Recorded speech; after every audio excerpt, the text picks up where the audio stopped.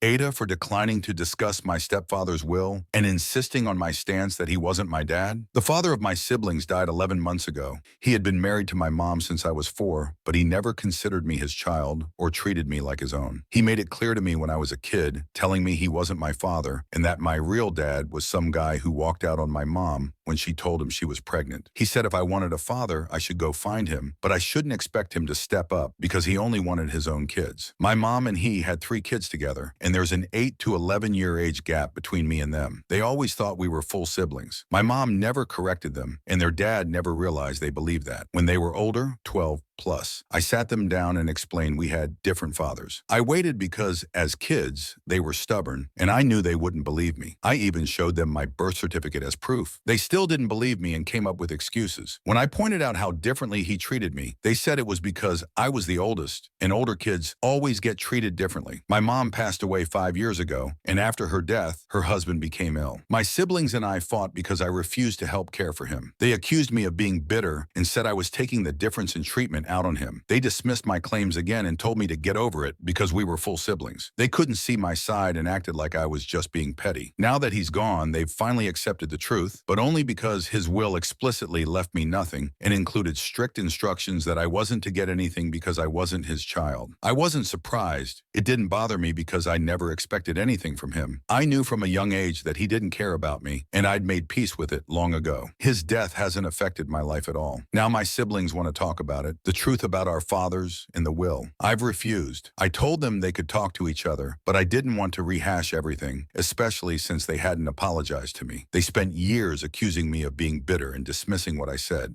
so I don't see the point in discussing it further. They said I never gave them a real chance to understand. I told them they were quick to shut me down and accuse me of lying, so I didn't owe them another chance now. I also told them I accepted long ago that their dad would have been happier if I didn't exist. I don't need to keep explaining myself or holding their hand through the truth. In the end, this doesn't really affect them. They think I should be more open, and maybe I should. So, AITA,